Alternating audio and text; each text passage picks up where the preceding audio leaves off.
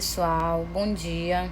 Na aula de hoje nós vamos falar sobre os mitos e as lendas, tá? Dando continuidade aos nossos assuntos. Bom, acredito que vocês já ouviram falar, né, nas lendas. Alguns pais, avós já devem ter contado para vocês, tá? Então é um gênero que ele é muito presente no nosso cotidiano, né? Ele faz parte desse nosso dia a dia. Por quê? Porque, como eu falei, né, eles são repassados de forma oral. Tá? Aqui nós temos algumas imagens, né, que retratam um pouco, né, desses mitos e lendas, como por exemplo Rômulo e Remo, Drácula, a Medusa, o Cavaleiro Sem Cabeça, Robin Hood e o Thor. Então, pessoal, é importante a gente entender o conceito de lendas, né? Lendas são narrativas transmitidas oralmente pelas pessoas com o objetivo de explicar acontecimentos misteriosos ou sobrenaturais. Então, como eu falei anteriormente, essas lendas elas eram transmitidas, na verdade, de forma oral. Elas são contadas, né? E elas tinham esse objetivo de explicar coisas misteriosas, coisas que não tinham explicação. Para isso, há uma mistura de fatos reais com imaginários, tá? A lenda utiliza muito essa questão da imaginação. Misturam a história e a fantasia. As lendas vão sendo contadas ao longo do tempo e modificadas através da imaginação do povo.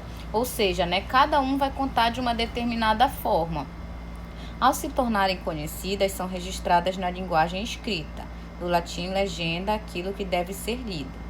As lendas inicialmente contavam histórias de santos, mas ao longo do tempo o conceito se transformou em histórias que falam sobre a tradição de um povo e que fazem parte de sua cultura. Então, antigamente, esse conceito de lenda era diferente, né?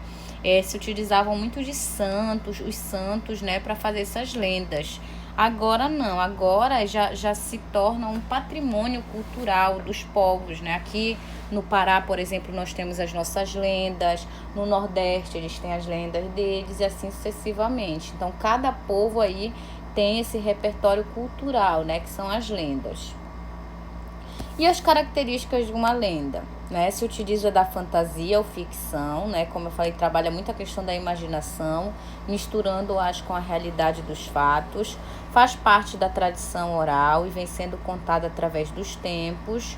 Usam fatos reais e históricos para dar suporte às histórias, mas junto com eles envolvem a imaginação para aumentar um ponto na realidade. Fazem parte da realidade cultural de todos os povos. Assim como os mitos fornecem explicações aos fatos que não são explicáveis pela ciência ou pela lógica. Essas explicações, porém, são mais facilmente aceitas, pois apesar de serem fruto da imaginação, não são necessariamente sobrenaturais ou fantásticas. Então, são acontecimentos que não têm explicação. Então, se utilizam as lendas, né, para tentar dar esse suporte, essa explicação. Claro que não é comprovado pela ciência.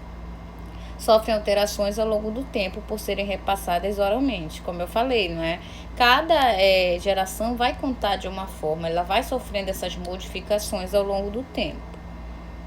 E os mitos, não é? Muitas pessoas confundem, né, as lendas com os mitos, mas vamos ver a diferença. Os mitos também são narrativas utilizadas pelos povos antigos para explicar fatos da realidade e fenômenos da natureza que não eram compreendidos por eles, tá? Então, eles utilizavam também os mitos para tentar explicar essa realidade. Os mitos se utilizam de muita simbologia, olha aqui a característica, né? Personagens sobrenaturais, deuses principalmente e heróis. Vocês já devem ter ouvido falar aí na mitologia grega, né, que tinham vários deuses. Todos estes componentes são misturados a fatos reais, características humanas e pessoas que realmente existiram. Um dos objetivos do mito é transmitir conhecimento e explicar fatos que a ciência ainda não havia explicado. Então, é bastante parecido com o conceito das lendas, não é? Aqui eu coloquei um exemplo de um mito indígena do Sol, dos índios Tucuna, Vale do Rio Solimões, Amazonas. Esse mito ele tenta explicar o surgimento do Sol. Como foi que surgiu o Sol? Vamos ler. Antigamente, muito antigamente, no tempo em que vivia entre os Tucuna, o Sol era um moço forte e muito bonito. Por ocasião da festa de moça nova, o rapaz ajudava sua velha tia no preparo da tinta de urucu. Ia à mata e trazia uma madeira muito vermelha chamada muirapiranga. Cortava a lenha para o fogo, onde a velha fervia o urucu para pintar os tucuna. A tia do moço era muito mal-humorada, estava sempre a reclamar e a pedir mais lenha. Um dia o sol trouxe muita muirapiranga e a velha tia ainda resmungava insatisfeita. O rapaz resolveu então que acabaria com toda aquela trabalheira. Olhou para o fogo que ardia, soltando longe suas faíscas. Olhou para o urucu borbulhante, vermelho, quente. Desejou beber aquele líquido e pediu permissão à tia, que consentiu. Bebe, bebe tudo e logo, disse zangada. Ela julgava e desejava que o moço morresse. Mas à medida que ia bebendo a tintura quente, o rapaz ia ficando cada vez mais vermelho, tal qual o urucuio e a muirapiranga.